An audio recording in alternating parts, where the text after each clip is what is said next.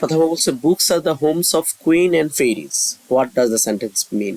এখানে কি আহ, বই হচ্ছে বই হচ্ছে কিসের বাড়ি? রাজা রানীদের, পরীদের বাড়ি। এটা তারা কি বুঝিয়েছে? Queen lives in books happily, fairies lives in books happily, both queen and fairies loves to live in books, নাকি by reading books you can know about queens and fairies?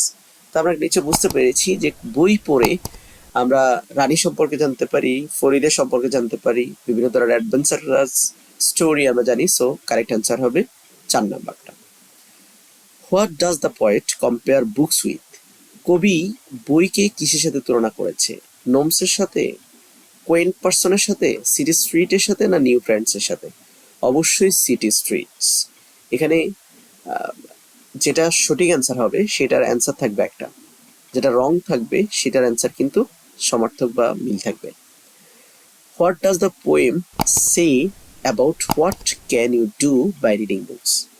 মানে what does the poem says about, এই কবিতা কি সম্পর্কে বলেছে, and what can you do by reading books, বই পড়ে তুমি কি করো?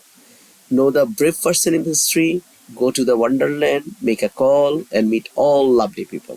তাহলে আমরা দুইটা সিলেক্ট করতে পারি এখানে। Correct answer no the brave person in the history, ইতিহাসে যে সাহসী মানুষগুলো আছে। অ্যাডভেঞ্চারাস স্টোরি আমরা জানতে পারি, অথবা meet all the lovely people, এটার মাধ্যমে আমরা লাভলি পিপল গুলো আইডেন্টিফাই করতে পারি। How many stanzas are there in the poem?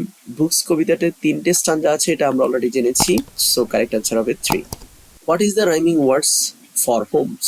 Holmes এর রাইমিং ওয়ার্ড বলতে আমরা কি বুঝি? কোনটা হোমস এর সাথে মিলবে? যেটা আমরা শিখেছি নোমস, হোমস নোমস।